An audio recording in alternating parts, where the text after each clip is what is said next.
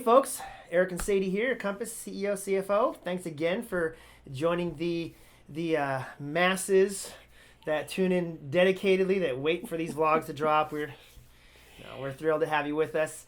We're continuing today our series on Renaissance 2. Yeah, so you just saw us because we're hitting this hard, making sure that we're starting to get the word out, what's going to be happening, what's coming, what to expect, and how excited Eric and I are to bring some Renaissance change to our supported living department, specifically to our field team. Exactly. If you recall from the last one, there's 4 goals we're trying to achieve. We want to boost we want to create scheduling stability for our staff and clients. We want to boost our ability to recruit the right folks. We want to establish field leadership, and we want to affect the compensation structure to honor folks that are working in tougher environments. So today we're going to talk about... Yeah. So part of you might be thinking, how are they planning on doing that? Those are really audacious goals. And we say we have some plans. Exactly. There's 3 parts of it. 3 plans that we're going to very briefly unpack today. You know, because we always are we are the what do they say? We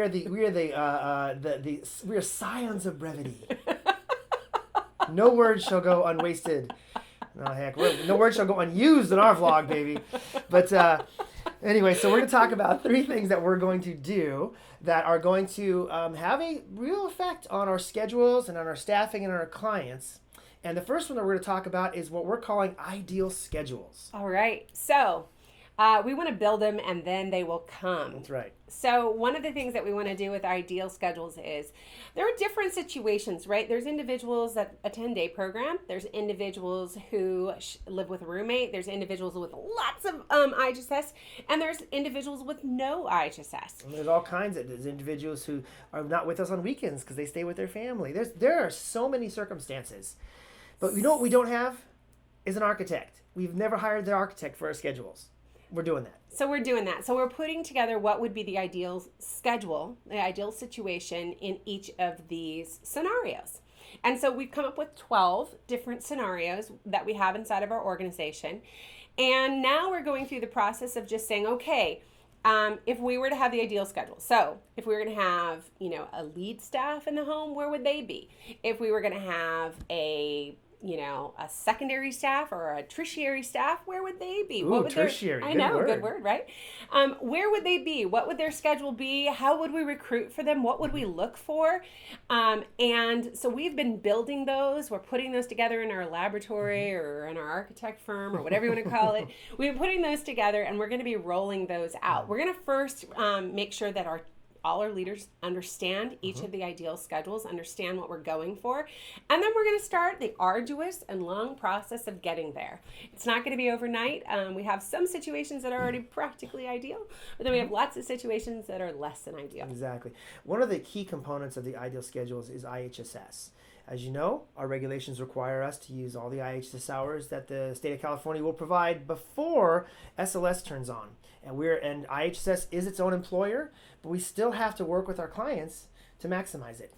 And IHSS is generated based on a task that's being provided. And so we're working with all of our clients or conservators to determine when IHSS should be provided. And that's when it's going to be on the schedule. It's going to be driven by the activity in agreement with the client. And that's going to go into this architectural design.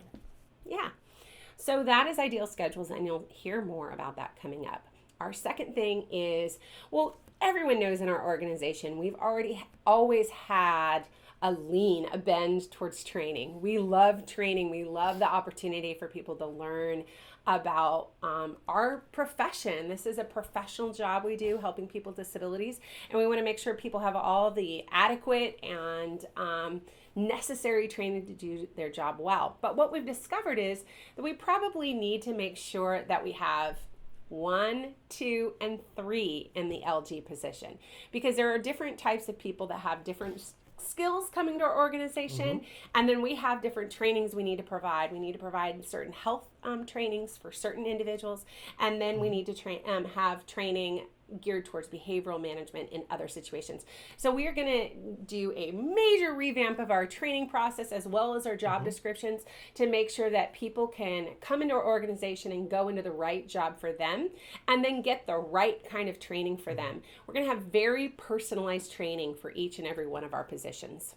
And we want those positions to dovetail with that ideal schedule, because what we need to establish more, like I said, is more leadership in the homes than we have right now.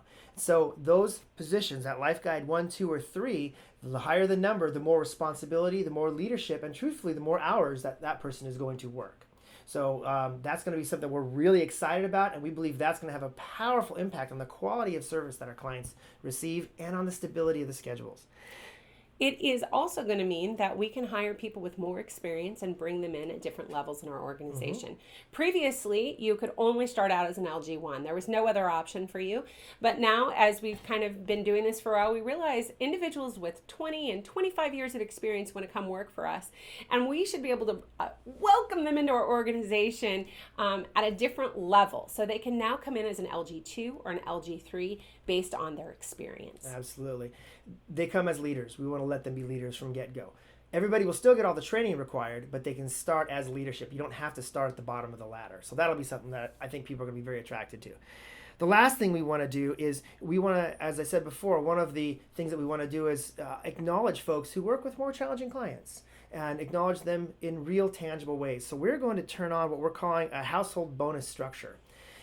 Basically, we're going to... This is an idea Eric and I have been...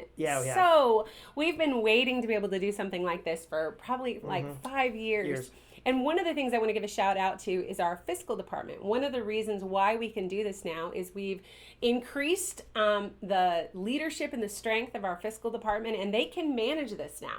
Before we were like, I just don't know if we have the manpower to make this happen, but we do now. And so we're going to roll out a new bonus structure. So it's going to be based on two different things. Firstly, we're going to be looking at how successful are we in this situation.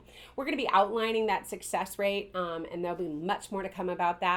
But one of the factors of a bonus is always how good are you doing? So we're going to factor that in. And so on a monthly basis, we're going to be telling the team how well they're doing on meeting certain benchmarks and certain goals.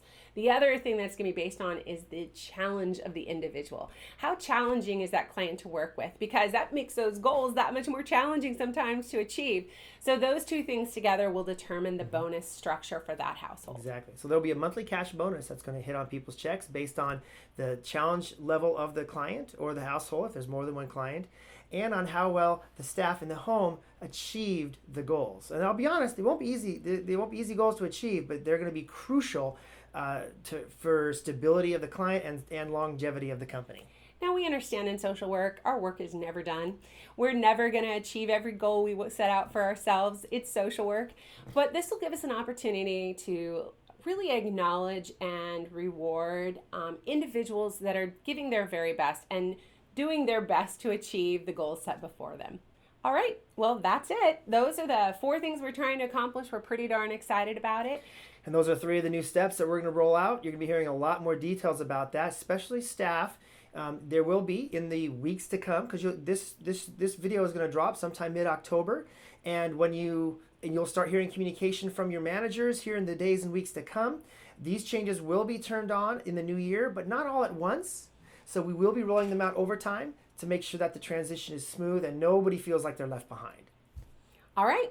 So more to come. We have more vlogs to make sure that you fully understand everything we're trying to accomplish and the ways we're going to accomplish them in REN 2.